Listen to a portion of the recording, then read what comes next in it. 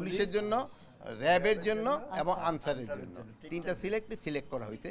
গত 5 আগস্ট ছাত্র জনতার আন্দোলনে আওয়ামী লীগ সরকারের পতনের পর পুলিশ বাহিনীর সংস্কার সহ তাদের পোশাক পরিবর্তনের দাবি উঠেছিল। সেই লক্ষ্যে পুলিশ, র্যাব ও আনসার বাহিনীর সদস্যদের নতুন পোশাক চূড়ান্ত হতে যাচ্ছে।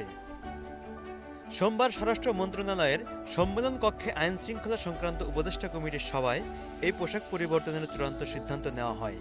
এ সময় স্বরাষ্ট্র উপদেষ্টা অবসরপ্রাপ্ত লেফটেন্যান্ট জেনারেল মোহাম্মদ জাহাঙ্গীর আলম চৌধুরী বলেন, পুলিশ, র্যাব ও আনসার বাহিনীর জন্য পোশাক নির্ধারণ করা হয়েছে। পুলিশের পোশাক হবে লোহার রঙের অর্থাৎ আয়রন রঙের, র্যাবের পোশাক হবে জলপাই রঙের, আর আনসারের পোশাক হবে সোনালী গমের গোল্ডেন হুইট রঙের। এক প্রশ্নের জবাবে স্বরাষ্ট্র উপদেষ্টা বলেন, পোশাকের সঙ্গে সঙ্গে আমাদের সবার মানসিকতারও পরিবর্তন করতে হবে। ওয়ালটন এসিতে ইনস্টলেশন একদম ফ্রি। আমাদের সবাইকে দুর্নীতি প্রতিরোধ করতে হবে, তাহলেই অনেক কিছু পরিবর্তন হবে। বিগত 15 বছর তাদের যে ট্রেনিং ছিল সে ট্রেনিংও পরিবর্তন করতে হবে। জানা গেছে ইতিমধ্যে 18টি পোশাক পরিহিত পুলিশ, আনসার ও র্যাবের প্রতিনিধি দল বৈঠকে অংশ নিয়েছে। সেখান থেকে পোশাক নির্বাচন করা হয়েছে।